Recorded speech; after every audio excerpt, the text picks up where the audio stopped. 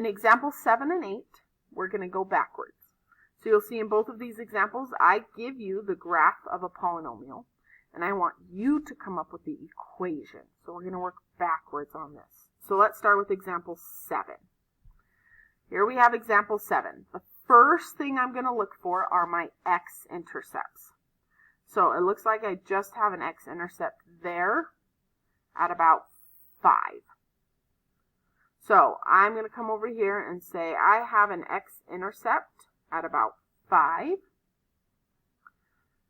Now, normally when we do x-intercepts, we start with it equaling 0 and then solve for the x-intercept. In this case, we're working backwards, which means I want to get this to equal 0. So I'm going to minus 5 to both sides to get it to equal 0. And that means x minus 5 is my factor on this polynomial. That's what gives me the x-intercept at 5.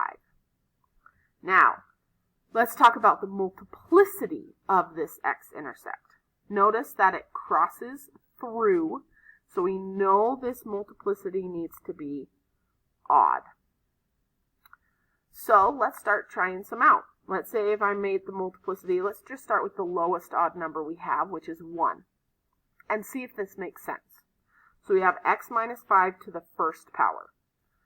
Well, if I think about that, I know that x minus 5 to the first power is just x minus 5. That's mx plus b. That's a straight line. And this graph is certainly not a straight line. So let's go to our next lowest odd power, x minus 5 cubed. Well, that one we know cubic looks like my dead worm. And if I look at my graph, that's more of what I have going on here. So now we can say, we got this, we are good to go.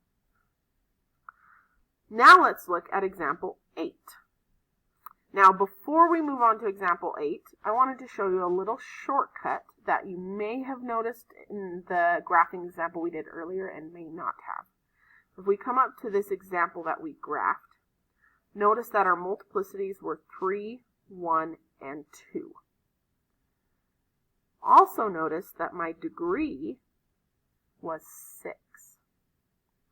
If you take your multiplicities and add them together, 3 plus 1 plus 2, that gives you 6. So if you take the multiplicities of all your roots and add them together, that should always give you your degree. So that's a little shortcut for you right there. So now let's come down and do example 8. I have 3 x-intercepts here. Looks like I have one at -2, one at 0, and one at 1. So one at -2, one at 0, and one at 1.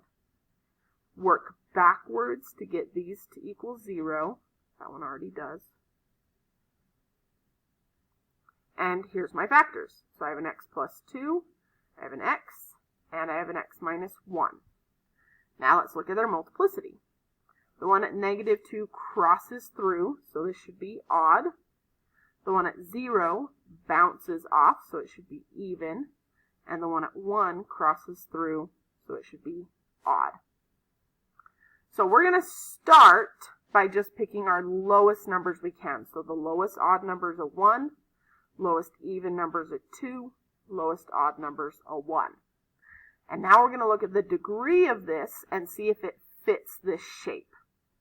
So if we look over here, this shape is a frowny face shape,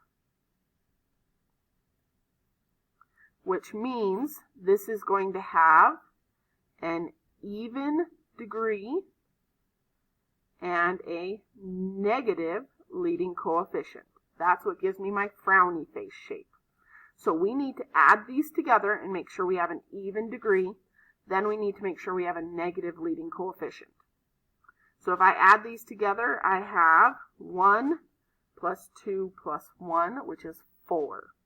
So that is an even degree. So far, so good. However, I do not have a leading coefficient right now. All of these are positive leading coefficients. So I'm going to add a negative out here in front to make it be a frowny face, a negative leading coefficient.